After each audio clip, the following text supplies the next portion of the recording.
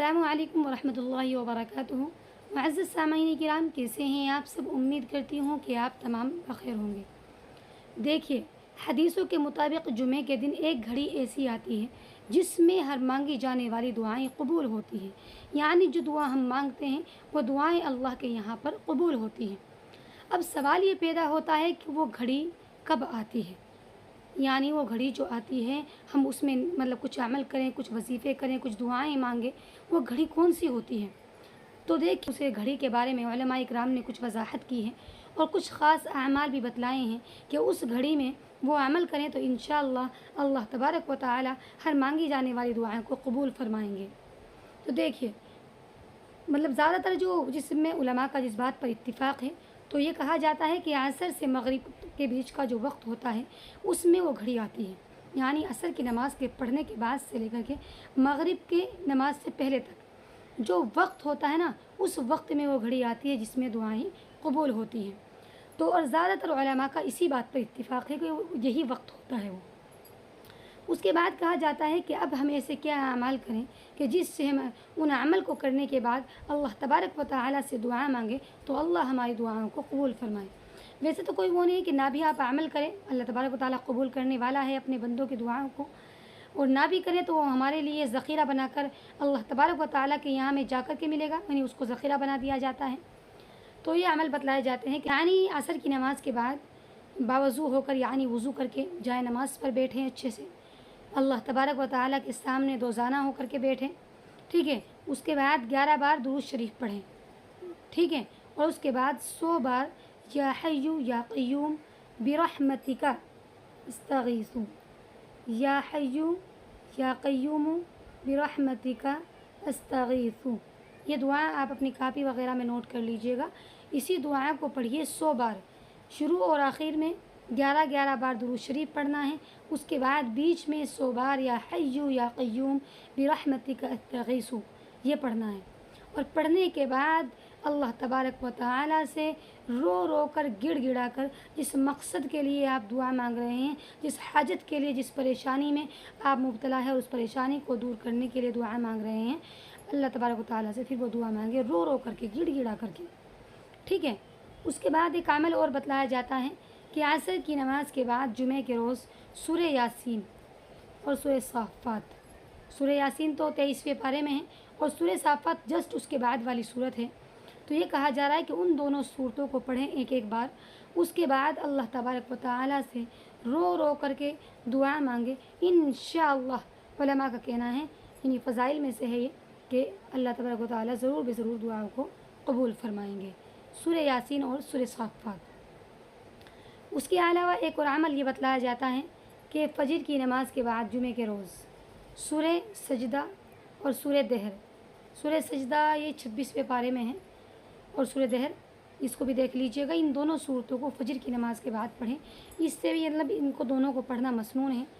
یہ سنت ہے اور دعائیں بھی قبول ہوتی ہیں، ٹھیک ہے۔ تو یہ میں نے آپ کو 3 عمل بتلائے ہیں،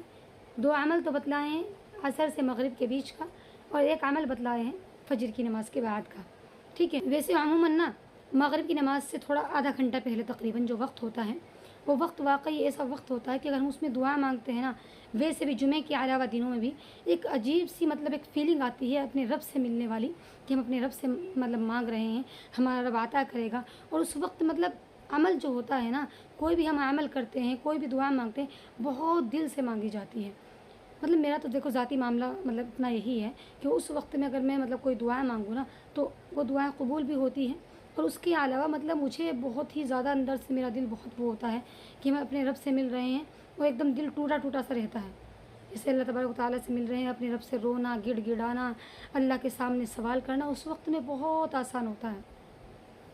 ٹھیک ہے۔ اس کے علاوہ کچھ لوگوں کا کہنا ہے، یعنی کچھ علماء کا کہنا یہ ہے کہ جمعہ کے روز جب امام جو ہوتا ہے ممبر پر خطبہ دینے کے لیے بیٹھتا ہے، اس وقت سے لے کر کے اور جمعہ کی نماز کے ختم ہونے تک کا جو وقت ہوتا ہے نا بیچ کا، وہ وقت وہ ہوتا ہے کہ جس میں دعائیں قبول ہوتی ہیں، ٹھیک ہے۔ اور اس میں کیا کرے انسان کہ خاموش رہے، خطبے کو سنے اور اپنا بس بیٹھا ہوا آرام سے استغفار پڑھتا رہے، استغفر اللہ ربی من کل ذنب واتوب الیہ، آرام سے اپنے دل ہی دل میں یعنی کہ زبان سے ظاہر کر کے پڑھیں، بہت تیز تیز سے نہیں، دل ہی دل میں استغفار پڑھتے رہیں اور پھر اپنی جو حاجت ہے، جو اپنی پریشانی ہے، اس کے بعد اس کے لیے دعا مانگیں، انشاءاللہ اللہ تبارک و تعالی ہر حاجت کو پوری فرمائیں گے اور پریشانی کو دور کر دیں گے، ٹھیک ہے۔ اس کے علاوہ دیکھیے جمعہ کے روز سورہ کہف کو بھی پڑھنا چاہیے۔ سورہ کہف کو آپ کسی بھی وقت پڑھ لیں، اور سورہ کہف کے بارے میں یہ آتا ہے، یعنی آپ ایسا پڑھ لیں عصر کی نماز سے پہلے صبح کے وقت میں پڑھ لیں، اچھا ہے۔